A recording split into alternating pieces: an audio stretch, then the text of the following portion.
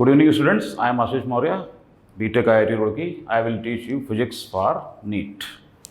So, हम लोग आज से फिजिक्स की क्लासेस स्टार्ट कर रहे हैं.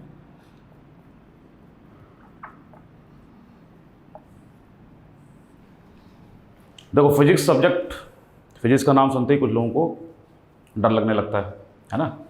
और जो है डर को ख़त्म करने के लिए हम लोग यहाँ पर आए हुए हैं. फिजिक्स सब्जेक्ट से डर क्यों लगता है, ये भी सोचने वाली बात है. और बहुत सारे लोग जो इनफैक्ट 1-2 साल अपीयर हो चुके होंगे नीट एग्ज़ाम में, उनको भी शायद ये महसूस हो रहा है कि शायद उनके मार्क्स फिजिक्स में अप टू द लेवल नहीं आ पा रहे, और शायद वो केमिस्ट्री में अच्छा कर रहे हैं, और शायद वो बायोलॉजी में अच्छा कर रहे हैं, और कुछ लोगों के लगातार ख़राब नंबर आ रहे हैं फिजिक्स में. और फिजिक्स को उन्होंने एक बर्डन जैसा सब्जेक्ट भी मान लिया है बहुत लोगों ने. उन्हें लगता है किसी तरीके से फिजिक्स में बस काम चल जाए हमारा, और ये काम चलाने का जो एटीट्यूड होता है, इसी वजह से उनको और डैमेज हो रहा है क्लास में. उनका सब्जेक्ट में उनके नंबर जो है वो और कम आते जा रहे हैं. तो फिजिक्स सब्जेक्ट में पहली बात तो सबसे इम्पॉर्टेंट बात जो है कि डर को पहले आप दिमाग से बिल्कुल निकाल दें, क्योंकि जब तक आप डरोगे फिजिक्स सब्जेक्ट से तब तक ये आपको डराएगा. और एक बार आप इससे लड़ने की कोशिश करेंगे तो ये आपको बहुत अच्छे मार्क्स देगा. इनफैक्ट अगर आपने 2 साल पहले 3 साल पहले का 2016 का आई थिंक नीट का रिजल्ट देखा हो, तो उसमें जो नीट का जो टॉपर था उसके फिजिक्स में 100% मार्क्स जो है वो आए. और आप देखेंगे नीट में अगर आप टॉप 100 टॉप 200 स्टूडेंट्स की अगर आप मार्क्स को देखें तो आप ये पाएंगे कि उन सब के नंबर फिजिक्स में बहुत अच्छे होते हैं. They score more than 160 marks out of 180. तो हमें भी वो मार्क्स, हमें भी ऐसे मार्क्स जो है वो लाने हैं. और ये लाने के लिए हमें थोड़ी हार्डवर्क करना पड़ेगा, थोड़ा जुटना पड़ेगा, थोड़ी मेहनत करनी पड़ेगी. और फिजिक्स सब्जेक्ट को पढ़ने का जो तरीका हमारा है उसको हमें थोड़ा सा इम्प्रूव करने की ज़रूरत है. पढ़ने के तरीके पे मैं क्यों स्ट्रेस दे रहा हूँ, उसका रीज़न देखिए, आपको सिंपली बताता हूँ मैं. तो हम लोग इस पर 1 मिनट केवल बात करेंगे, क्योंकि आपके 2 सब्जेक्ट जो है वो थ्योरेटिकल नेचर के हैं. थ्योरेटिकल नेचर के हैं मतलब कि उसमें काफ़ी पोर्शन थ्योरेटिकल है. जैसे आपका बायोलॉजी है और क्या है, आपका केमिस्ट्री है. केमिस्ट्री में फिजिकल केमिस्ट्री को आप छोड़ दीजिए तो बाकी वो थ्योरेटिकल नेचर का है. थ्योरेटिकल नेचर का मतलब कि हम उसमें उतनी ज़्यादा मैथमेटिक्स इन्वॉल्व नहीं कर रहे हैं. कंसेप्ट्स हैं उसमें, उनको समझना है, डायग्राम्स हैं, लिंक्स हैं, कॉन्सिक्वेंसेज हैं, सब कुछ है, लेकिन उतनी ज़्यादा मैथमेटिक्स उसमें इन्वॉल्व नहीं है. लेकिन फिजिक्स सब्जेक्ट में थ्रू आउट जो है वो काफ़ी सारी मैथमेटिक्स इन्वॉल्व है. तो जब 2 सब्जेक्ट आपके थ्योरेटिकल नेचर के हो जाते हैं, स्पेशली केमिस्ट्री हो गया आपका और बायोलॉजी हो गया, तो आपका पढ़ने का एटीट्यूड जो है वो थोड़ा सा थ्योरेटिकल ढंग का हो जाता है. थ्योरेटिकल ढंग के एटीट्यूड का मतलब क्या होता है कि आप सोचते हो कि हम फिजिक्स को रीड करते रहें, कंसेप्ट्स को पढ़ते रहें, और धीरे धीरे हमारी फिजिक्स जो हो जाएगी वो इम्प्रूव हो जाएगी. लेकिन बच्चों, मैं आपको बताऊं कि ऐसा नहीं होता है. फिजिक्स सब्जेक्ट्स आपको सिर्फ और सिर्फ प्रैक्टिस करने से आएगा, प्रॉब्लम्स को सॉल्व करने से आएगा. तो हम लोग आज से फिजिक्स के लेक्चर्स में यही सीखने की कोशिश करेंगे कि हमें मार्क्स कैसे अच्छे से अच्छे जो है मार्क्स जो है वो लाने हैं. अब देखिए, थोड़ी देर के लिए 2 मिनट के लिए मैं आपसे खाली बात करना चाहता हूँ. 2 मिनट के लिए बात यह है कि फिजिक्स सब्जेक्ट में एक्चुअली में हम क्या स्टडी करते हैं. हर सब्जेक्ट का हमारा एक फंडामेंटल कॉन्सेप्ट बना हुआ है कि जैसे हम हिस्ट्री में क्या पढ़ते हैं, हम पास्ट के इवेंट्स पढ़ते हैं. बहुत से वार्स हो गए, राजा महाराजा ने लड़ाई किया, ये डायनेस्टी आई, वो डायनेस्टी आई, डेमोक्रेसी आई, ये सब पढ़ते हैं हम लोग. ज्योग्राफी में हम लोग डिफरेंट माउंटेन्स कहाँ पे हैं, रिवर्स कहाँ हैं, लेक्स क्या हैं, और बहुत सारे हमारे नेचुरल रिसोर्सेज, उनका डिस्ट्रीब्यूशन कहाँ है, ये सब पढ़ते हैं. तो अगर आपसे कोई पूछे कि भाई आप फिजिक्स सब्जेक्ट में क्या पढ़ते हैं, तो आप क्या आंसर देंगे. इसमें बहुत सारे लोग मुझे आंसर शायद ये दे सकते हैं कि सर हम लोग फिजिक्स में न्यूटन लॉ ऑफ मोशन पढ़ते हैं. कुछ बोलेंगे कि हम फिजिक्स में सर हम लोग मैग्नेट के बारे में पढ़ते हैं, इलेक्ट्रिसिटी के बारे में पढ़ते हैं. वो सब बातें बिल्कुल ठीक हैं, लेकिन वो आप टॉपिक्स का नाम बता रहे हैं. आप सिर्फ क्या बता रहे हैं कि which are the topics that will be covered in physics. मैं आपसे दूसरी चीज़ पूछ रहा हूँ कि फंडामेंटली हम लोग फिजिक्स में क्या पढ़ रहे हैं. तो फंडामेंटली फिजिक्स में हम लोग क्या पढ़ रहे हैं, तो शायद अब कुछ थोड़ा सा स्ट्रेस अगर आप अपने दिमाग में तो शायद आपको समझ में आएगा कि फिजिक्स में हम लोग, शायद कुछ लोगों के दिमाग में आ भी गया हो कि हम लोग कुछ नेचुरल फिनोमेनन जो है वो पढ़ते हैं, नेचुरल इवेंट्स को पढ़ते हैं और उसकी एनालिसिस जो है वो करते हैं. नेचुरल इवेंट्स और नेचुरल फिनोमेनन का मतलब ये हो गया कि सपोज दैट आपने न्यूटन्स लॉ ऑफ ग्रेविटेशन पढ़ा होगा. न्यूटन्स लॉ ऑफ ग्रेविटेशन में अगर आप बताइए कि क्या न्यूटन के लॉ बताने के बाद से बॉडीज के बीच में अट्रैक्टिव फोर्स लग रहा है ग्रेविटेशनल, ऐसा नहीं है. न्यूटन लॉस ऑफ मोशन ने बेसिकली न्यूटन ने ऑलरेडी एक एग्जिस्टिंग नेचुरल लॉ को डिस्कवर करने का काम किया है। उसके पहले भी लोग देखते थे कि बॉडीज वो अर्थ की तरफ अट्रैक्ट होती हैं, लेकिन किसी ने उसको एक लॉ बना करके, एक क्वांटिफिएबल तरीके से, एक मैथमेटिकल तरीके से एक इक्वेशन बना करके उसको प्रेजेंट नहीं कर किया, या कोशिश की लेकिन वो कंक्लूड उसको नहीं कर पाए। लेकिन न्यूटन ने उसको एक मैथमेटिकल फॉर्म दे दिया, एक प्रिंसिपल बना दिया, एक लॉ बना दिया। तो वो न्यूटन का लॉ नहीं है, that is the law of gravitation which is the law of nature. Newton discovered the law, और उस न्यूटन सर के डिस्कवरी के बाद से उस लॉ का यूटिलाइजेशन हम लोग करते हैं। उसका यूटिलाइजेशन करके हम लोग उसका एप्लीकेशन करके और भी चीज़ों को समझने की कोशिश करते हैं। उससे हम और टूल्स बना सकते हैं, मशीन्स बना सकते हैं, डे टू डे लाइफ की चीज़ें बना सकते हैं। तो हम लोग जो आज, जैसे आज आप घर पे बैठ करके इंटरनेट की मदद से आप लेक्चर्स देख रहे हैं, घर बैठे आपकी पढ़ाई हो रही है, आप टीचर से इंटरेक्ट भी कर सकते हैं, कमेंट कर सकते हैं, तो ये सब नेचर में पहले से अवेलेबल नहीं था।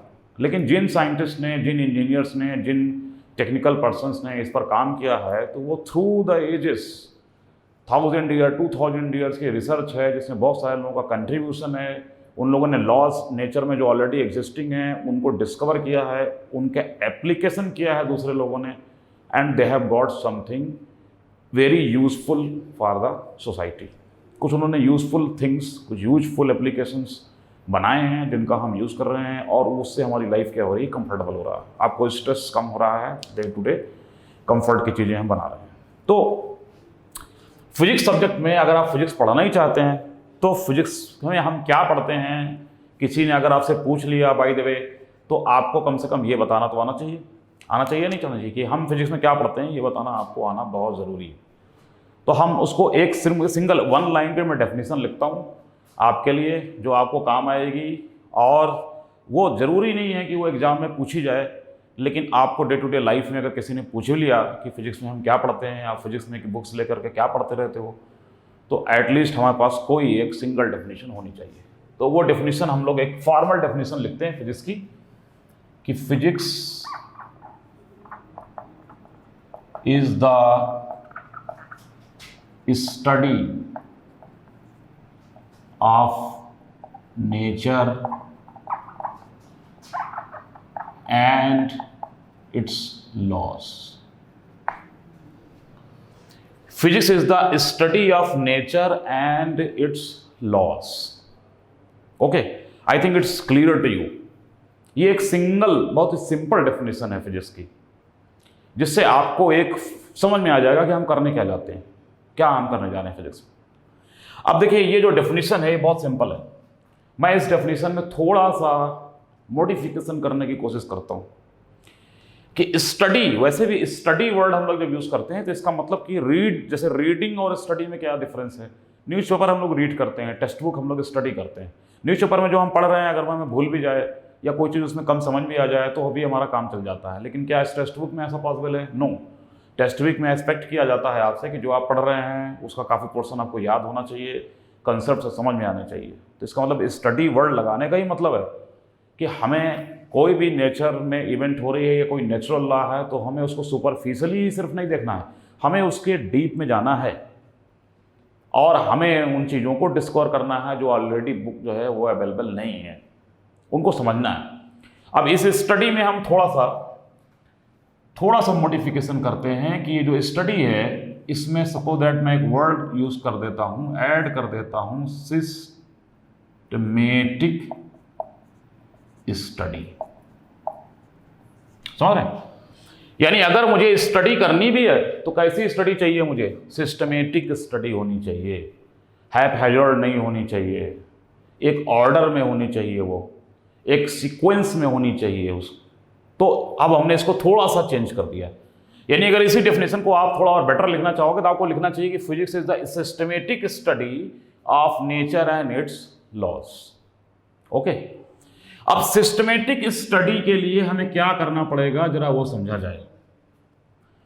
सिस्टमेटिक स्टडी के लिए जैसे नेचर में कोई इवेंट है, सपोज दैट न्यूटन ने ही जो एप्पल को नीचे गिरते हुए देखा और उन्होंने बताया कि कोई लॉ है जिसके अकॉर्डिंग फोर्स लग रहा है अर्थ और एप्पल के बीच में, and due to this force the apple is falling on the ground.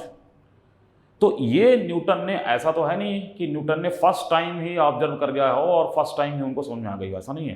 Newton ने इन चीज़ों को बहुत बार देखा होगा, बहुत सोचा होगा, बार बार उसने अलग अलग सर्कमस्टांसेस में अलग अलग जगह जाकर देखा होगा कि उसने देखा होगा कि हर जगह एप्पल गिर रहा है, और शायद उन्होंने एक पर्टिकुलर हाइट से एप्पल के नीचे गिरने का टाइम निकाला हो तो शायद उन्हें लगभग हर बार वही टाइम मिला हो।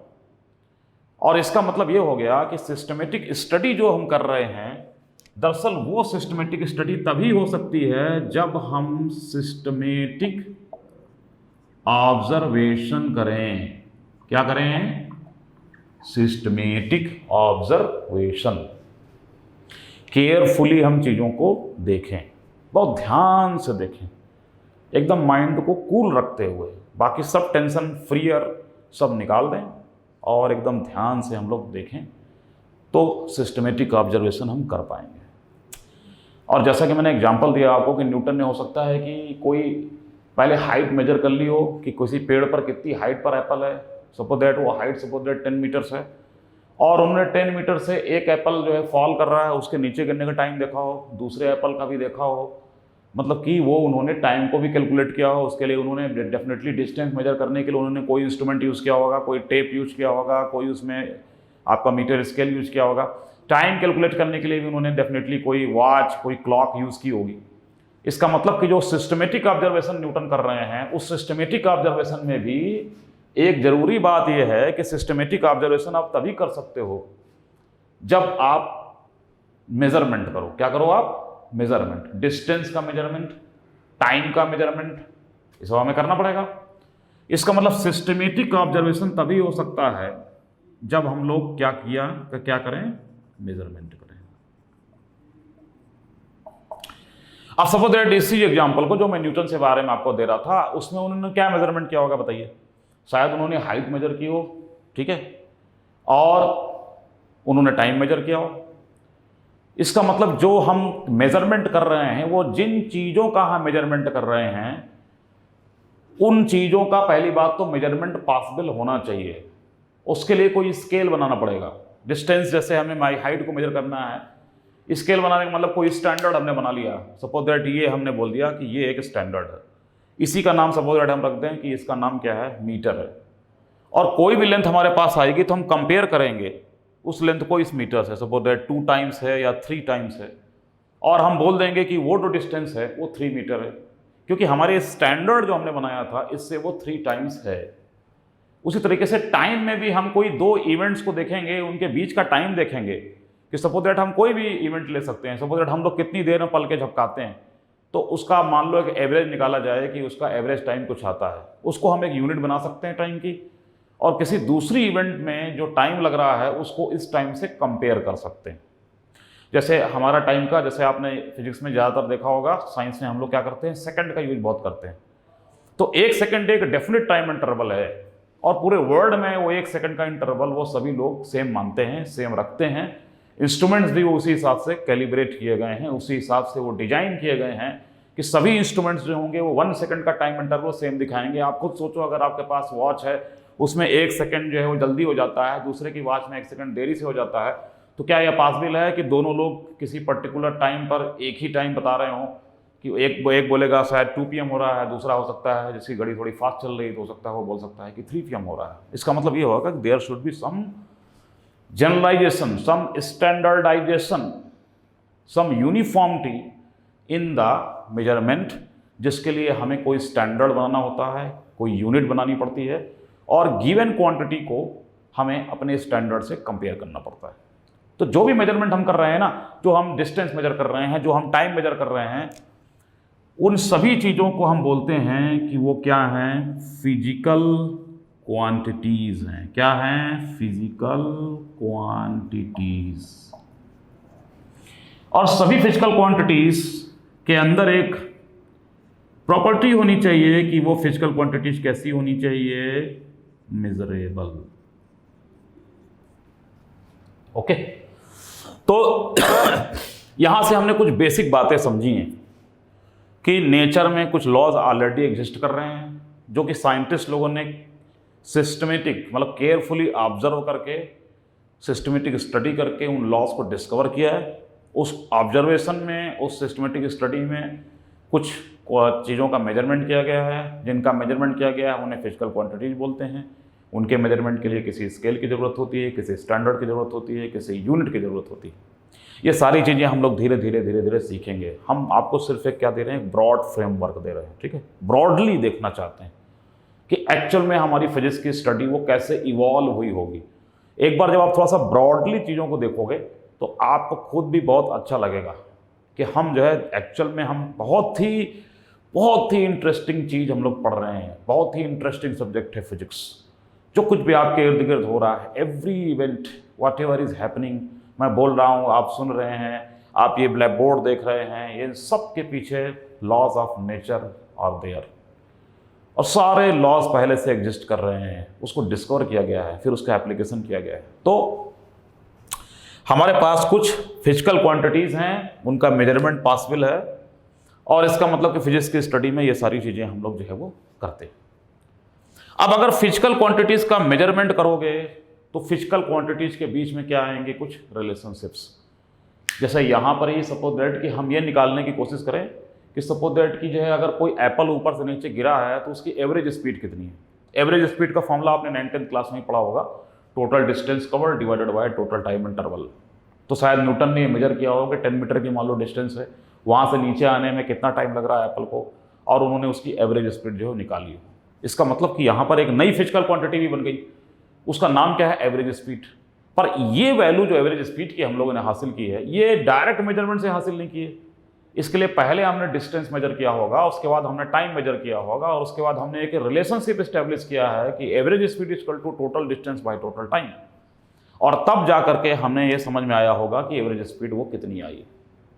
इसका मतलब जब फिजिकल क्वांटिटीज़ का मेजरमेंट किया जाएगा तो उन फिजिकल क्वांटिटीज़ के बीच में कुछ रिलेशनशिप्स भी होंगे, और जो लॉज हैं फिजिक्स के वो बेसिकली इन्हीं रिलेशनशिप्स के ही फॉर्म में लिखे हुए हैं।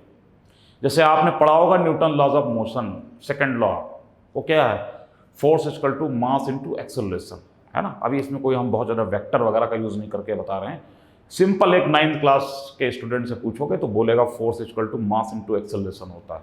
तो इसमें 3 फिजिकल क्वांटिटीज इन्वॉल्व हैं, है या नहीं है। एक तो आपका क्या है, फोर्स, दूसरा क्या है आपका मास, तीसरा क्या है आपका एक्सेलरेशन। और ये रिलेशनशिप है, और न्यूटन ने इसको बहुत सालों इस पर रिसर्च की होगी, इस पर जो है बार बार उन्होंने एक्सपेरिमेंट किया होगा, और तब उन्हें ये रिलेशनशिप मिला होगा।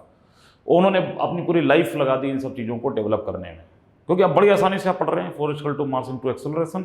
आपको लगेगा इसमें क्या है, तो मास इनटू एक्सेलरेशन होना ही चाहिए था, लेकिन होना तब चाहिए था जब न्यूटन ने हमें बता दिया। अगर यही मान लो कि force equal to mass into acceleration square निकल के आता, तो फिर वो न्यूटन सेकंड लॉ उस लॉ फॉर्म में लिखा जाता, और डेफिनेटली सारे क्वेश्चन का आंसर जो आप निकालते हैं वो चेंज हो जाएगा। तो फिजिकल क्वांटिटीज के बीच में रिलेशनशिप्स आते रहते हैं। रिलेशनशिप्स को मैथमेटिक्स की लैंग्वेज में लिखा जाता है। यानी अब आप सिंपल सी बात समझिए, हमको नेचर में जो एग्जिस्टिंग लॉज हैं उनको डिस्कवर करना है through observation, through systematic study, through measurement of physical quantities. उनके बाद उस रिलेशनशिप को हमें एक इक्वेशन के फॉर्म में रखना होता है, यानी हम मैथमेटिकली उसको एक्सप्रेस करते हैं। इसका मतलब कि जो नेचुरल लॉज हैं, जो फिजिक्स के लॉज हैं, दरअसल वो मैथ्स की लैंग्वेज में लिखे जाएंगे। समझ आई बात। इसका मतलब कि mathematics is the language of physics. Okay, जैसे आपने बहुत सारे लोगों ने प्रोग्रामिंग सीखी होगी, कंप्यूटर प्रोग्रामिंग करनी है तो आपको कोई बेसिक लैंग्वेज है, कोई सी है, कोई C++ है, कोई पाइथन है, कोई जावा है, तो उस लैंग्वेज को सीखना पड़ता है पहले, और सीखने के बाद ही हम लोग कंप्यूटर में कोई नया प्रोग्राम बना सकते हैं या किसी पुराने प्रोग्राम के कोड को समझ सकते हैं। Same way, in the same way अगर फिजिक्स को सीखना है तो फिजिक्स किस लैंग्वेज में लिखा जाता है, मैथमेटिक्स के लैंग्वेज में सारे इक्वेशंस, सारे लॉज लिखे जाते हैं। तो मैथमेटिक्स इसका मतलब कि हमें आनी चाहिए। ओके, इसका मतलब कि आप सेपरेट नहीं कर सकते चीज़ों को। अगर फिजिक्स पढ़ना है तो मैथ्स आनी चाहिए, ठीक है, इसमें कोई दो राय नहीं है। कितनी मैथ्स आनी चाहिए, सवाल इस बात का है। तो अब इसी पर हम लोग बात करते हैं। आपने 11th-12th में बायोलॉजी सब्जेक्ट, 11th में जैसे आपने बायोलॉजी सब्जेक्ट चूज किया है, ठीक है, चूज किया होगा, तो आपने 10th तक बेसिक मैथमेटिक्स पढ़ रखी है। तो पहली बात तो ये है कि आप अगर सपोज दैट कुछ लोगों ने मैथ से डर करके बायोलॉजी ले लिया है, लेकिन अब आप सोचो कि 10th तक सबको मैथ्स पढ़ाने का क्या मतलब है। उसका मतलब सिर्फ यही है कि आगे चल के कोई भी सब्जेक्ट पढ़ोगे, फिजिक्स पढ़ोगे, कॉमर्स पढ़ोगे, तो उसमें 10th लेवल तक की मैथ्स का यूज़ होगा ही होगा। तो इसका मतलब कि बेसिक मैथमेटिक्स का मतलब कि पहली बात तो 10th लेवल तक की मैथ्स आपको आनी चाहिए और अच्छी आनी चाहिए। और कुछ हमारी 11th-12th लेवल की भी मैथमेटिक्स है, वो भी हमें आनी चाहिए। तो फिर आप पूछेंगे कि जब 11th-12th लेवल की मैथमेटिक्स को भी पढ़ना पड़ रहा है तो उससे अच्छा हमने मैथ्स ही ले लिया होता। ठीक है, आपका लॉजिक भी अपनी जगह सही है, लेकिन हो क्या रहा है यहाँ पर, आपको 11th-12th लेवल की फिजिक्स पढ़ानी है और जो भी लॉज हैं उनमें मैथमेटिक्स आनी है। तो सारे लॉज में जो मैथमेटिक्स इन्वॉल्व है वो सिर्फ 10th लेवल तक की नहीं है। तो कुछ हमें नई मैथमेटिक्स, कुछ नए कॉन्सेप्ट्स, कुछ नए फंडामेंटल्स सीखने पड़ेंगे और उनको जब आप सीखोगे मन लगा करके तो आपको वो इंटरेस्टिंग भी लगेगा। और जब इंटरेस्टिंग लगेगा तो जब आप इंटरेस्ट के साथ मैथ्स को सीख लेंगे और उसके बाद फिजिक्स के प्रॉब्लम्स पर आएंगे, फिजिक्स के कॉन्सेप्ट्स पर आएंगे, तो आपको फिजिक्स में मजा आएगा। और ये जान लो कि it's very interesting. Physics subject बिल्कुल क्लियर कट, बिल्कुल क्लियर है, कोई एजम्पशन नहीं होता है इस सब्जेक्ट में, बिल्कुल क्लियर हैं सारे इवेंट्स, सारी प्रॉब्लम्स, उसमें सारा डेटा एकदम क्लियर है, आंसर एकदम क्लियर है, there is no ambiguity. Ambiguity आपके माइंड में हो सकती है क्योंकि आपके कॉन्सेप्ट नहीं क्लियर है, पर क्वेश्चन में जो वैल्यूज़ हैं वो बिल्कुल क्लियर हैं और जो आंसर आना है वो भी बिल्कुल क्लियर है।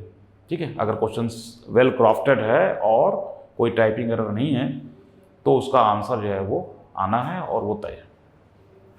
तो सारी बातों का कंक्लूजन क्या है? कंक्लूजन ये है सारी बातों का, कोई मैथ्स हमें सीखनी है और पूरे मन से सीखनी है। Don't take it as a burden. जिस दिन मैथ्स को बर्डन, फिजिक्स को बर्डन डिक्लेयर कर दोगे, उस दिन से आपकी फिजिक्स में परफॉर्मेंस खराब होगी। ये आप बिल्कुल मुझसे जो है इस बात को लिखवा लो। तो आपको इंटरेस्ट लेकर के काम को करना है। और देखो, हर वक्त ये दिमाग में है कि मुझे तो डॉक्टर बनना है और मुझे फिजिक्स की कोई ज़रूरत नहीं, किसी तरीके से काम चल जाए फिजिक्स में। ऐसे देखो लाइफ नहीं जी जाती है। बहुत सी चीज़ें हम लोग लाइफ में सीखते हैं just for the sake of knowledge, just for the sake of enjoyment. तो पहले वो टेम्परामेंट अपने अंदर डेवलप करो कि हम लोग लॉज ऑफ नेचर सीखने आए हैं भाई। लॉज ऑफ नेचर, नेचर कैसे काम करती है, नेचर में जो इवेंट्स हैं क्या उसके पीछे कोई लॉ है या एट रैंडम सारी इवेंट्स हो रही हैं। उसमें एक ऐसा ब्रॉडर जो है फ्रेमवर्क दिमाग में लाओ कि we are going to learn something very interesting and we should know all this things. ठीक है, तो ऐसा एटीट्यूड डेवलप करो। तो अब हम लोग आते हैं कि बेसिक मैथमेटिक्स हम लोगों को पढ़नी है। मैं आपको जितनी मैथमेटिक्स अगले कुछ लेक्चर्स में पढ़ा दूंगा उतनी आपको नीट लेवल के किसी भी प्रॉब्लम को सॉल्व करने के लिए बिल्कुल सफिशिएंट रहेगी। Let be assured from me. उससे ज़्यादा मैथ्स की ज़रूरत आपको नहीं पड़ेगी, लेकिन आपको उतनी ही मैथ्स को सीखना पड़ेगा, पूरे मन से लगना पड़ेगा, मेरे साथ प्रैक्टिस करनी पड़ेगी।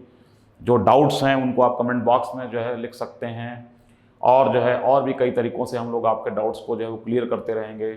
और देखो, डाउट होता है उसी का जो पढ़ता है। अगर आप डाउट्स नहीं क्लियर करोगे तो मुझे समझ में आ जाएगा कि आप पढ़ाई लिखाई नहीं कर रहे हैं। तो मेरे साथ लगिए, है ना, वी विल लर्न टुगेदर। ऐसा कुछ नहीं है कि मैं सब कुछ आपको टीच ही कर सकता हूँ, आप भी मुझे बता सकते हैं। कोई ऐसी ट्रिक, कोई ऐसा जो है एग्जाम्पल आपके दिमाग में आ जाए जो शायद हम जो बता रहे हैं उससे बेटर हो सकता है, तो मेथड आपका भी अच्छा हो सकता है किसी प्रॉब्लम को करने का। तो we can share our skills, our knowledge, और इससे हम कुछ आपसे लर्न करेंगे और कुछ आप हमसे लर्न करेंगे। So let us come to the basic mathematics. ठीक है, बेसिक मैथमेटिक्स पर हम लोग थोड़ा सा काम करेंगे। तो देखो, बेसिक मैथमेटिक्स ना कह करके हम लोग दरअसल अपने टॉपिक का नेम जो है वो देने जा रहे हैं कुछ और, क्योंकि मैथ्स ही वो हथियार है, औजार है जिससे फिजिक्स की प्रॉब्लम्स को सॉल्व कर पाओगे। तो इसका मतलब ये हो गया कि हम उसको नाम कुछ और देने जा रहे हैं। नाम देने जा रहे हैं mathematical tools. Mathematical tools, tools क्यों बोल रहे हैं? क्योंकि ये बेसिकली वो औजार हैं, वो हथियार हैं जिनसे क्वेश्चन सॉल्व हो जाएंगे। और बिना इन औजार हथियार के अगर आप किसी प्रॉब्लम में सीधे जंप कर जाएंगे तो फिर आप उसको सॉल्व नहीं कर पाएंगे। मे बी आपको कॉन्सेप्ट हो सकता पता चल जाए, ये हो रहा है, इसमें इवेंट आपको समझ में आ जाए, बट जब प्रॉब्लम को सॉल्व करने की, आंसर को कैलकुलेट करने की बारी आएगी तो यही मैथमेटिकल टूल्स आपकी हेल्प कर सकते हैं, कोई और चीज़ आपकी हेल्प नहीं कर सकती। अब इस मैथमेटिकल टूल्स में भी हम लोग कई चीज़ें जो है वो पढ़ेंगे, कुछ टॉपिक्स कवर करेंगे, और देखो आपको एक बेसिक लेवल तक मैं पहुंचा दूंगा। बाकी अगर थोड़ी सी एडवांस चीज़ की कहीं पर ज़रूरत है जिसको यहाँ बताना बहुत ज़रूरी नहीं लग रहा है मुझे, तो जब कोई रेलेवेंट टॉपिक या रेलेवेंट प्रॉब्लम आएगी then I will discuss those things. तो आप जब बेसिक नॉलेज ले लेंगे तो आपको वहाँ पर जो मैं चीज़ बताऊँगा वो शायद और अच्छे से आपको क्या होगी वो समझ में आ जाएगी। नाउ बेसिक मैथमेटिक्स में, मैथमेटिकल टूल्स में, यानी हम लोग पहले स्टार्ट करेंगे आपकी बेसिक ट्रिग्नोमेट्री।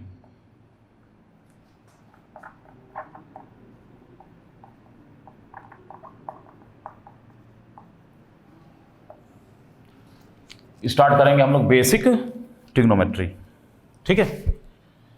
बेसिक ट्रिग्नोमेट्री वैसे तो आपने 10th क्लास में, 9th क्लास में पढ़ी है, ठीक है। और देखो एक चीज़ का और ध्यान रखो, 9th क्लास में जो पढ़े थे वो अगर हल्का फुल्का आपको भूल गया है तो कीप दैट रिवाइजिंग।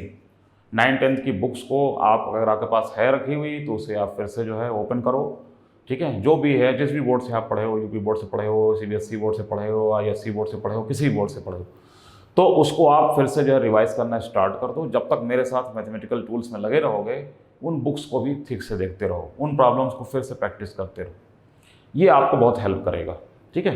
कोई ऐसा नहीं होता है कि हम 12th पास हो चुके हैं, अब मैं 9th की बुक को क्यों पढ़ूँ। भाई जब कोई चीज़ आपको भूल गई है तो आपको उसे बार बार पढ़ना पड़ेगा ना, सीधी सी बात ये है। तो जो भी चीज़ बनी हुई है वो क्लास में तो हमने बांट दिया है। ट्रिग्नोमेट्री तो जिन्होंने निकाली उन्होंने तो शायद उनकी एज 50 ईयर्स क्रॉस कर गई होगी तब उन्होंने बेसिक जो है ट्रिग्नोमेट्री निकाली होगी। तो इसका मतलब कि हमें कोई इसमें ऐसी बात नहीं सोचनी है। अब बेसिक ट्रिग्नोमेट्री में आपने बेसिकली ट्रिग्नोमेट्री का जैसे ही मैं नाम लूंगा आपके दिमाग में यही सब आएगा, साइन थीटा, कॉस थीटा, ये सब स्क्वायर हो गया, sine square theta plus cos square theta equal to 1, ठीक है, वो सब सारी सही है। हम लोग इसमें चीज़ों को एक सीक्वेंस से पढ़ेंगे। जैसे आप देखो साइन थीटा कॉस थीटा की बात करते हो, थीटा उसमें क्या होता है, एंगल होता है ना।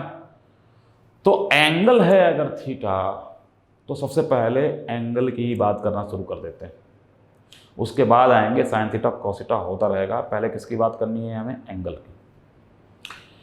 एंगल में भी अब हम देखो थोड़ा सा आपको डिफाइन करते हैं एक टर्म जिसे कहते हैं हम प्लेन एंगल। प्लेन एंगल का क्या मतलब है? प्लेन एंगल का मतलब बड़ा सिंपल है। देखो ये बोर्ड क्या है, इट इज ए प्लेन, मतलब ये एक सरफेस है, ठीक है, और ये जरा सा भी अनइवन नहीं है, ठीक है, ऑलमोस्ट इसको हम क्या मानेंगे, पूरा स्मूथ है, प्लेन है। प्लेन एंगल का मतलब ये है कि दो ऐसी लाइन्स हमें लेनी है जो एक दूसरे को इंटरसेक्ट कर रही हैं, ठीक है।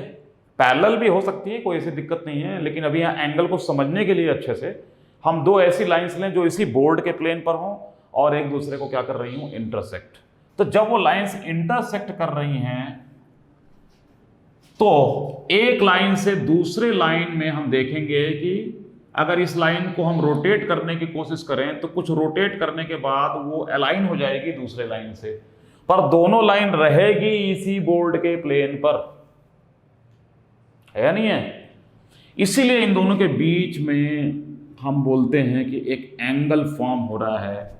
इसमें कभी एरो लगा सकते हो, कभी नहीं भी लगा सकते हो, और उसका कोई हम सिंबॉलिक नेम रख देते हैं, उसी को बोलते हैं हम क्या, थीटा। ओके, आपने जूनियर क्लासेस में प्रोटेक्टर यूज किया होगा, है ना, ये सबने यूज किया होगा प्रोटेक्टर। तो प्रोटेक्टर रख करके आप इस एंगल का मेजरमेंट करते हो। प्रोटेक्टर में क्या होता है कि उसमें मार्क्स बने होते हैं, उसमें मार्क्स जो होते हैं वो एंगल को डिनोट करते हैं, उसकी यूनिट होती है डिग्री। इसका मतलब कि प्रोटेक्टर रखोगे और हो सकता है कि ये लाइन जो है वो 0 पर जा रही हो और ये लाइन कहाँ जा रही हो, 75 डिग्री पे जा रही हो, तो आपको ये बोलना पड़ेगा कि जो थीटा है इसकी वैल्यू कितनी है, 75 डिग्री। तो यहाँ पर ये जो सिंबल है वो बेसिकली कितने का है, वो डिग्रीज में आपके एंगल को बता रहा है। ठीक है, ये यूनिट है उसकी और उसको लिखने का तरीका है। जैसे लेंथ में क्या लिखते हैं, 75 मीटर। तो यहाँ पर ये डिग्री में, यहाँ डी भी लिख सकते थे, लेकिन अब ये एक यहाँ पर छोटा सा है, यहाँ पर एक सर्कल बनाते हैं और ये इंटरनेशनली एक्सेप्टेड है कि ये रिप्रेजेंट करता है कि एंगल का मेजरमेंट वो डिग्रीज में किया गया है और हम उसको उसी तरीके से सभी लोग समझते हैं। ओके, तो अब इस एंगल कंसेप्ट पर हम लोग थोड़ा सा काम करते हैं। एंगल्स की जहां तक बात है तो हम लोग एक स्टैंडर्ड लाइन लेते हैं। ठीक है, जैसे आपने कोऑर्डिनेट ज्योमेट्री पढ़ी होगी, बेसिक कोऑर्डिनेट ज्योमेट्री में हम लोग क्या करते हैं बताओ आप। कोऑर्डिनेट ज्योमेट्री में बेसिकली हम लोग क्या करते हैं कि एक हॉरिजॉन्टल लाइन यूजुअली होती है जिसका नाम हम लोग क्या रखते हैं, एक्स एक्सिस। सिंपली एक्स लिख रहा हूं मैं बस, और इसको कट करती हुई एक वर्टिकल लाइन भी हुआ करती है या नहीं हुआ करती है, होती है। इसका नाम हम लोग अक्सर रखते हैं वाई एक्सिस। ठीक है, तो अब जो कोऑर्डिनेट सिस्टम है उसमें आप जानते होंगे कि हम लोग जो जहां पर पॉइंट ऑफ इंटरसेक्शन बन गया है इसको अक्सर हम लोग क्या बोलते हैं, ओरिजिन बोलते हैं। और इधर साइड जो है, राइट साइड, हम बोलते हैं कि जो भी मेजरमेंट्स होंगे वो क्या होंगे, पॉजिटिव लिए जाएंगे। लेफ्ट साइड जो भी मेजरमेंट होंगे ओरिजिन से वो क्या है, नेगेटिव लिए जाएंगे। अप साइड सारे मेजरमेंट पॉजिटिव लिए जाएंगे, डाउन साइड सारे मेजरमेंट क्या होंगे, वो नेगेटिव लिए जाएंगे। जिसको कि टेक्निकली हम लोग क्या बोलते हैं, mathematically, positive X axis, negative side of x axis, positive side of Y axis, this is the positive side of x axis, this is the negative side of x axis. ठीक है, this is the positive side of Y axis and this is the, इसको हम arrow लगा देते हैं तो बिल्कुल clear रहेगा, और this is the negative side of Y axis. है या नहीं है, ये होता है। अब यहां पर देखो क्या है, ये सारा मैं जो आपको कोऑर्डिनेट सिस्टम यहां पर लेकर आया हूं उसका रीजन ये है कि जो एंगल है, जो एंगल की वैल्यूज हैं, ठीक है, उसमें जैसे यहां पर हम 75 बोल देते हैं, हमेशा इसको हम 75 बोलते हैं प्रोटेक्टर की मदद से।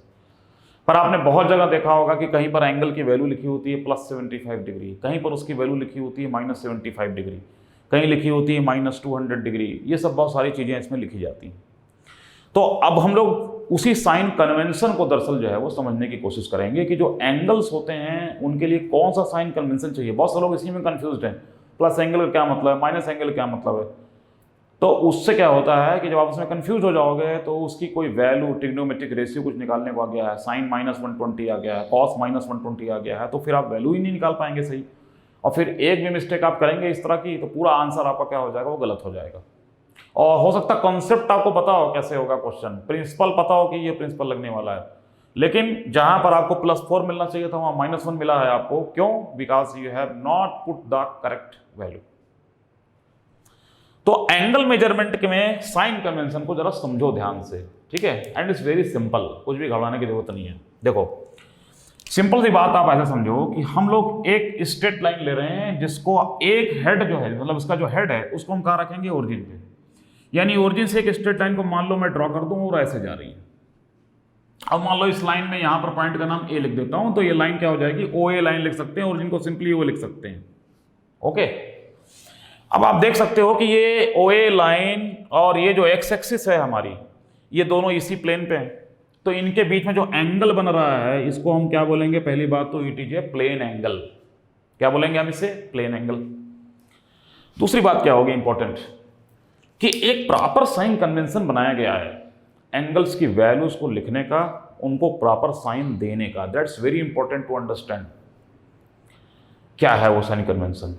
पहली बात तो हम लोग साइन कन्वेंशन जब भी यूज करेंगे तो हम लोग हमेशा एंगल का measurement positive side of x axis से करेंगे। पॉजिटिव साइड एक्स एक्सिस से करने का मतलब क्या है, हम लोग इमेजिन करेंगे कि ये OA लाइन जो है अगर एक्स एक्सिस को कहीं से भी कट कर रही है, ठीक है, वैसे भी इस प्लेन पर कोई लाइन लिखोगे, अगर कोई लाइन सारी ड्रॉ करोगे अगर, तो उसको आगे पीछे आप बढ़ाओगे तो अगर वो पैरेलल नहीं है एक्स एक्सिस के तो वो 100% कहीं ना कहीं वो आगे पीछे कहीं ना कहीं वो कट करेगी। अच्छा, कट कर लिया। जहां पर वो कट कर रही है बिल्कुल वहां पर हमें अपने मार्कर को रखना है, मार्कर को, पेन को, किसी भी चीज को रखना है। ऐसा रखना है कि सपोज दैट इसका टेल जो है वो कहां चला जाए, ओरिजिन पे, और इसका कैप जो है या हेड जो है वो किधर है, along the positive side of the x axis. ये ध्यान में रखना, इस बात का ध्यान में रखना कि हमेशा positive side of x axis को रेफरेंस लेकर के एंगल का मेजरमेंट हम करेंगे। ओके, अब इस मार्कर का जो कैप है या जो हेड है इसको रोटेट करना है मुझे। इसका ये जो टेल है वो यहीं पर फिक्स्ड रखना है, हेड को रोटेट करना है, और रोटेट इस तरीके से करना है कि ये पूरा मार्कर वो अलाइन हो जाए किससे, ओए से। तो अब आप खुद सोचो कि अगर रोटेट करके पहुंचना है तो ये काम हम दो तरीके से कर सकते हैं। एक तो हम इसको एंटी क्लॉकवाइज रोटेट करें, यानी जिस डायरेक्शन में किसी डायल वाली वॉच की निडल मूव करती है उसके अपोजिट एंटी क्लॉकवाइज मेजर करते हैं। तो अगर आप एंटी क्लॉकवाइज डायरेक्शन में एक्स एक्सिस को रोटेट करके ओए लाइन से कोइंसाइड करोगे तो जो भी आपको एंगल की वैल्यू यहां पर एब्सोल्यूट सेंस में जो कि प्रोटेक्टर की मदद से आ जाएगी वो वैल्यू तो आप लिखोगे ही लिखोगे। सपोज दैट ये वैल्यू आ रही थी 60 डिग्री, तो हम यहां पर लिखे हैं 60 डिग्री, लिख दिए हैं 60 डिग्री। ओके, लेकिन अगर हम एक्स एक्सिस से यहां पर जाएंगे तो हम किस डायरेक्शन में रोटेट करेंगे, इसको एंटी क्लॉकवाइज डायरेक्शन में रोटेट करेंगे। तो हमें अब करना क्या है, चूंकि हमने एक्स एक्सिस को एंटी क्लॉकवाइज डायरेक्शन में रोटेट किया है और ओए लाइन से कोइंसाइड कराया है, तो इस 60 डिग्री जो कि हम लोग एक तरीके से एब्सोल्यूट वैल्यू बोल रहे हैं, यानी प्रोटेक्टर से जो सिंपली रीडिंग आ रही है वो एब्सोल्यूट वैल्यू है, उसके आगे हम क्या करेंगे, एक क्या लगाएंगे, प्लस साइन। ओके, इसका मतलब anti clockwise measurement of angles is taken as positive. It's very important point, so let us write it. We will write that anti-clockwise measurement of angles is taken as positive। कभी कभी इस बात को ना एक symbol से जो है रिप्रेजेंट किया जाता है। ठीक है, कैसे रिप्रेजेंट किया जाता है, सिंबल से। सिंबल क्या है, एंटी क्लॉकवाइज में एक एरो बना लो, ठीक है, सर्कुलर, और यहां पर क्या लगा दो, प्लस साइन। अगर ये कहीं बना हुआ लगा, आपको दिखाई पड़ा, किसी प्रॉब्लम में हो सकता है, किसी बुक में पढ़ते समय मिल सकता है, किसी एग्जाम्पल में मिल सकता है, तो इसका मतलब कि ये साइन कन्वेंशन फॉलो किया गया है। एंटी क्लॉकवाइज मेजरमेंट्स एंगल के जो हैं उनको क्या लिया गया है, प्लस साइन के साथ। ठीक है, तो ये हो गया anti clock measurement of angles is taken as positive. अब दूसरी बात पे आते हैं कि सपोज दैट मैं कहूं कि positive side of x axis को ही मैं रोटेट कर रहा हूं, लेकिन मैं अब ये रोटेशन एंटी क्लॉकवाइज ना करके क्लॉकवाइज करूंगा, तो वो कैसे होगा बताओ, ऐसे रोटेट करके, और आपको ऐसे आना पड़ेगा। तो ये रोटेशन जो होगा वो सिंबॉलिकली हम ऐसे दिखा सकते हैं। ठीक है, थोड़ी और क्लैरिटी के लिए, जो एंटी क्लॉकवाइज रोटेशन हुआ था उसमें मार्कर को पहले रखा गया था इस लाइन पे, और उस बाद में पहुंचा कहां, इस लाइन पे, तो हम यहां पर क्या लगा सकते हैं, एक एरो हेड, जिससे आपको समझ में आ रहा होगा खुद ही कि ये एंटी क्लॉकवाइज रोटेशन है। यहां पर मार्कर को रखा गया था पहले एक्स एक्सिस की तरफ, फिर क्लॉकवाइज रोटेट करके यहां लाए हैं, तो हम क्या करेंगे, यहां पर एक और एरो लगा सकते हैं जो कि क्लॉकवाइज रोटेशन को शो करेगा। ठीक है, समझ में आई बात ना। तो यहां से ये क्लियर है।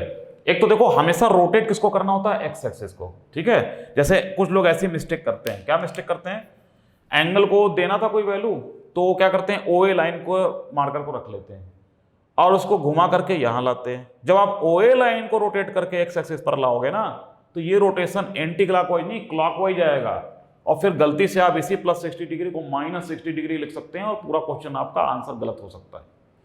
तो ध्यान रखना है, हमेशा किसको रोटेट करना है, एक्स एक्सिस को, वो भी positive side of x axis को। ठीक है, अब किसी सर्कल में सपोज दैट मैं आपको एक सर्कल बना दूं, बेसिक मैथ्स आपको पता होगी, सर्कल में अगर ये कोई लाइन है, इस लाइन को मैं क्लॉकवाइज या एंटी क्लॉकवाइज अगर फुल रोटेट करके यहां ले आता हूं, तो सर्कल में ये जो एंगल, यानी इस लाइन को इमेजिन करो कि यहां जा रही है, फिर यहां जा रही है, इस तरीके से घूमती जा रही है लाइन, तो ये जो फुल रोटेट करेगी तो टोटल एंगल कितना बनाएगी, 360 डिग्रीज। ठीक है, आपका जो प्रोटेक्टर होता है वो भी हाफ होता है, हाफ सर्कल, और उसमें 180 डिग्री लिखा होता है। इसका मतलब उसको हम एक बार रिवर्स करके फिर से फुल सर्कल बना लें तो कितना बताएगा, 360 डिग्री। और इसका मतलब ये हो गया कि फुल सर्कल में जो एंगल बनता है वो 360 डिग्री होता है। अब एब्सोल्यूट सेंस में बताओ मुझे कि अगर ये 60 डिग्री है, फुल सर्कल में 360 डिग्री बनना था, तो अब बचा कितना हमारा, 300 डिग्री। इसका मतलब कि ये जो एंगल हम यहां से यहां दिखा रहे हैं, इसकी एब्सोल्यूट वैल्यू तो कितनी है, 300 डिग्रीज है। बट ये चूंकि clockwise rotation of positive side of x axis से हासिल किया गया है, तो इसके आगे हम क्या लगाएंगे, माइनस साइन। यही मेरा कहने का मतलब है। This is the sense of positive and negative angles, that only shows the direction of movement of positive side of x axis to align the x axis with the given line. We can write it that clockwise measurement of angles is taken as negative. ठीक है, इसे हम symbolically ऐसे भी लिख सकते हैं, एक सर्कुलर एरो बना देंगे और ये वही रिप्रेजेंट करने लगेगा जो यहां पर लिखा हुआ है। बहुत सारे एग्जांपल्स आप पढ़ेंगे बुक्स में, तो उसमें इस तरह के एरोज बने होते हैं और उसमें प्लस या माइनस लिखा होता है। इट मीन्स किसी किसी प्रॉब्लम में इसको चेंज भी किया जा सकता है। किसी प्रॉब्लम, किसी एग्जाम्पल में एंटी क्लॉकवाइज एरो लगा करके अगर माइनस साइन लगा दिया है बाय द वे उन्होंने, तो आपको अपना दिमाग नहीं लगाना है, आपको यह समझना है कि इन्होंने एंटी क्लॉकवाइज को माइनस साइन देना शुरू कर दिया है और उसके बेसिस पर वो एग्जांपल या प्रॉब्लम डिजाइन की गई है। ठीक है, तो ये हम जो कन्वेंशन बता रहे हैं ये इंटरनेशनली एक्सेप्टेबल है, ज़्यादातर इसको फॉलो किया जाता है। लेकिन ऐसा कुछ नहीं है कि जो है कोई आप या कोई राइटर या कोई प्रॉब्लम जो बना रहा है वो इसको कन्वेंशन को चेंज नहीं कर सकता, ऐसा नहीं है। ठीक है, बट उसको मेंशन करना पड़ेगा, अदरवाइज बाय डिफॉल्ट हमेशा एंटी क्लॉकवाइज एंगल्स को पॉजिटिव वैल्यू और क्लॉकवाइज एंगल को नेगेटिव वैल्यू दी जाती है। ठीक है, अब हम लोग जो है इसको थोड़ा सा एक जनरल वे में लिखते हैं। जैसे हमने अभी तो यहाँ पर वैल्यूज लिखा है, -300 डिग्री प्लस 60 डिग्री वैल्यूज लिखी हुई मैं कह रहा हूँ कि मैं इसको एक सिंपली एक एल्जेब्रिक तरीके से लिखता हूँ और थोड़ा सा आप इसमें पॉजिटिव नेगेटिव सेंस को थोड़ा सा समझने की कोशिश करिए जब हम इसको एल्जेब्रिक तरीके से रिप्रेजेंट करेंगे। क्योंकि अक्सर क्या होगा, प्रॉब्लम में आपको जैसे थीटा एंगल फाइंड करना है तो थीटा एक अननोन क्वांटिटी बन जाता है, थीटा की वैल्यू प्लस या माइनस हो सकती है। और बहुत सारे लोग जो है थीटा को पहले ही मान लेते हैं कि वो क्लॉकवाइज होगा या एंटी क्लॉकवाइज होगा और उसे पहले से ही वैल्यू देने लगते हैं। तो वही आप समझने की कोशिश करिए कि उसमें क्या मिस्टेक है और हमें करना क्या चाहिए इसमें। ठीक है, that's very important to understand. और ये सारी बेसिक चीज़ें हैं, देखो ध्यान से इन सब चीज़ों को समझ लो। कुछ लोगों को पहले से पता होगा ये सब, लेकिन कुछ लोगों को नहीं भी पता होगा, और जिनको पता है अगर उन्हें दोबारा पता हो जाएगा तो कोई बहुत बड़ा उससे जो है पहाड़ नहीं टूटेगा। आप बस थोड़ा सा रिवाइज कर लोगे चीज़ों को बस। ठीक है, देखिए अब मैं इसको एक एल्जेब्रिक ढंग से लिखता हूँ कि सपोज दैट की कोई लाइन हमने ड्रॉ कर दी है, this is the positive side of x axis, this is the negative side of x axis.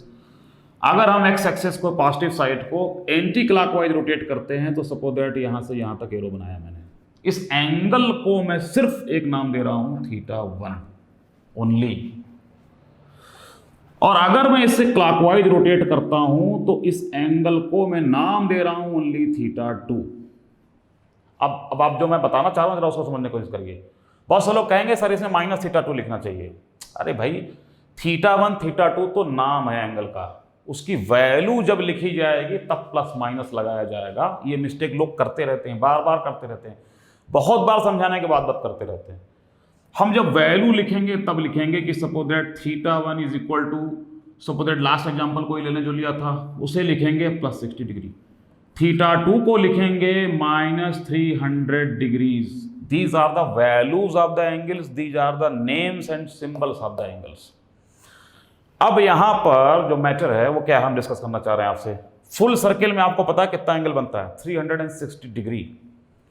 लेकिन वो 360 डिग्री इन दोनों को ऐड करो जरा, इन दोनों को ऐड करोगे तो -240 पा जाओगे। तो क्या गड़बड़ हो रही है? गड़बड़ ये हो रही है कि हमें एंगल्स की वैल्यूज को एज इट इज ऐड नहीं करना है, हमें इनकी एब्सोल्यूट वैल्यू को ऐड करना है। और तब जब आप एंटी क्लॉकवाइज क्लॉकवाइज को ऐड करोगे तो 360 पाओगे। एब्सोल्यूट वैल्यू क्या है? एब्सोल्यूट वैल्यू पूरे फिजिक्स में एब्सोल्यूट वैल्यू वर्ड बार बार यूज होता है। एब्सोल्यूट वैल्यू का मतलब होता है, सिंपल सा समझ लो, बिल्कुल सिंपल तरीके से बता देते हैं आपको, और अभी हम और उसको जो है डिफिकल्ट तरीके से ही बता देंगे। Absolute value means value without any sign, ठीक है। तो जो भी प्लस माइनस है इनको हटा दो और आप एब्सोल्यूट वैल्यू को ऐसे लिखते हो, मॉड बोलते हैं इसे, मॉड θ1। तो मॉड θ1 को लिखेंगे सीधे 60 डिग्री, मॉड θ2 को लिखेंगे सीधे 300 डिग्री। और जब इनके मॉड को ऐड करेंगे, मॉड θ1 प्लस मॉड θ2, तो it will always come 360 degree. अगर एक ही लाइन आपने यूज की है और उसका एंगल 2 बार मेजर किया है एक्स एक्सिस से, एक बार क्लॉकवाइज और एक बार कैसे मेजर किया है हमने, एंटी क्लॉकवाइज, ठीक है। अब ये मॉड वाली जो बात है इसको थोड़ा मैथमेटिकली भी समझ लो थोड़ा सा, क्योंकि आपको आगे जरूरत पड़ती रहेगी। किसी भी नंबर का मॉड जो होता है वो उसकी एब्सोल्यूट वैल्यू को दिखाता है। तो अब आप देखो, ध्यान दो, +60 डिग्री तो पॉजिटिव था ही, ठीक है। मॉड वैल्यू जब भी लिखी जाएगी तो टेक्निकली एक तरीके से पॉजिटिव आएगी। +60 पॉजिटिव ही था तो 60 लिख दिया, -300 नेगेटिव था पर उसकी जो मॉड वैल्यू है वो 300 लिखी गई है। अब इसको ऐसे समझो, अगर इसी -300 के आगे एक और माइनस लगा दूं ना तो वो टेक्निकली क्या बन जाएगा, 300 डिग्री। तो हम आपको मॉड की एक एल्जेब्रिक डेफिनेशन लिख देते हैं कि सपोज दैट हमें मॉड x का पता करना है, ठीक है। x क्या है? कोई नंबर है, x की वैल्यू सिर्फ 2 रेंज में देखनी है। x 0 से ज़्यादा है या उसके बराबर है, ये एक रेंज हो गई, और x 0 से कम है, 0 से कम मतलब निगेटिव है, तो दूसरी रेंज हो गई। दोनों सिचुएशन में मॉड x की वैल्यू लिख दे रहा हूं मैं। तो मॉड x की वैल्यू लिखेंगे simply x if x is greater than और इक्वल टू 0। ये सिंबल समझ रहे हैं आप, ग्रेटर देन और इक्वल टू 0, यानी x जब 0 है या पॉजिटिव है तो जो है यहां इन दोनों लाइंस के बीच में एज इट इज रख देना है उसको, ठीक है। और अगर जो है x लेस देन 0 है यानी निगेटिव है, तो x की मॉड जब वैल्यू निकालेंगे हम, तो हम उसमें x के आगे क्या लगा देंगे, माइनस साइन। जैसे सपोज दैट मुझे 10 का मॉड लेना है, तो 10 क्या है, 0 से बड़ा है, तो 10 का मॉड लेना है तो सिंपली क्या लिखेंगे, 10, क्योंकि 10 इज ग्रेटर देन 0। लेकिन अगर -10 का मॉड लिखना है तो -10 जो नंबर है, क्योंकि यहां देखो x का मतलब क्या है, वैल्यू कुछ भी हो सकती है, पॉजिटिव नेगेटिव 0 कुछ भी हो सकती है, x की वैल्यू -10 आई है और ये वैल्यू क्या है, वो 0 से क्या है, वो कम है। तो हम जब इसकी मॉड वैल्यू निकालेंगे तो एक माइनस तो ये वाला लेंगे, ठीक है, और x की वैल्यू लिखेंगे -10, तो जाकर के बनेगा ये 10। और किसी भी नंबर की जब मॉड वैल्यू निकालोगे तो भूल करके भी वो नेगेटिव नहीं आनी है, बस इस बात का ध्यान रखना। कुछ चीज़ें नेगेटिव नहीं हो सकती हैं, अभी फिजिकल क्वांटिटीज पे डिस्कशन हम लोग जब करेंगे तो हम इस पर और बात करेंगे। डिस्टेंस नेगेटिव नहीं हो सकती है, ठीक है ना, किसी सर्किल का रेडियस नेगेटिव नहीं हो सकता। आपने कोई ऐसा सर्किल सुना है जिसमें बताया जाए कि उसका रेडियस जो है वो -2 मीटर था, ठीक है। तो कुछ चीज़ें जो है वो नेगेटिव नहीं हो सकती हैं, कुछ चीज़ें हमेशा पॉजिटिव हो सकती हैं। तो absolute value of any number it is always positive, absolute value of any angle is always positive. इस चीज का हमें क्या रखना है, वो ध्यान रखना है, ओके। तो इस तरीके से हमने एंगल में ये समझ लिया है कि एंगल को पॉजिटिव नेगेटिव कब लिखते हैं, ठीक है। और जैसा ये देखो हमने समझाने के लिए तुम्हें लिखा हुआ था, तुम इसको ऐसे ही लिखो -x, ठीक है। और एंगल की वैल्यू हम लोग पॉजिटिव नेगेटिव दे सकते हैं। हमेशा रेफरेंस किसको लेना है, positive side of x axis को, क्लॉकवाइज रोटेट कर सकते हो उसको, और उसको क्या कर सकते हो, एंटी क्लॉकवाइज उसका क्या कर सकते हो, रोटेशन कर सकते हो, ठीक है। तो देखो आज हम लोग यहीं पर ब्रेक करेंगे, ठीक है। बहुत लंबे लेक्चर्स हमें नहीं देने हैं आपको, थोड़ी थोड़ी चीज़ों को आप सीखो, छोटे से कंसेप्ट को सीखो। आज भले ही आपने एंगल सीखा, लेकिन उसको बिल्कुल क्लियर करो, विजुलाइज करो, ठीक है। फिजिक्स तभी सीख सकते हो जब पूरा किताब खोलने से और खाली पेन से जो है लिखने से फिजिक्स नहीं सीख पाओगे। आंख बंद करके फिजिक्स सीखी जाती है। आंख बंद करके इमेजिन, एक्स एक्सिस है, वाई एक्सिस है, ये लाइन यहाँ जा रही है, एंटी क्लॉकवाइज ऐसे, क्लॉकवाइज ऐसे, ये अगर माइंड में बन जाएगी पिक्चर तो आपको फिजिक्स आ जाएगी। और पोथी पढ़ने से, ठीक है, और मेरा भाषण सुनने से ही फिजिक्स आपको नहीं क्लियर होगी जब तक आप अपने दिमाग में इमेजिनेशन में सब चीज़ों को नहीं रख लेते हैं। पूरी दिखनी चाहिए फिजिक्स, एक एक चीज़। ओके, सो आज हम लोग यहीं ब्रेक करते हैं। So we will meet in the next lecture. Okay.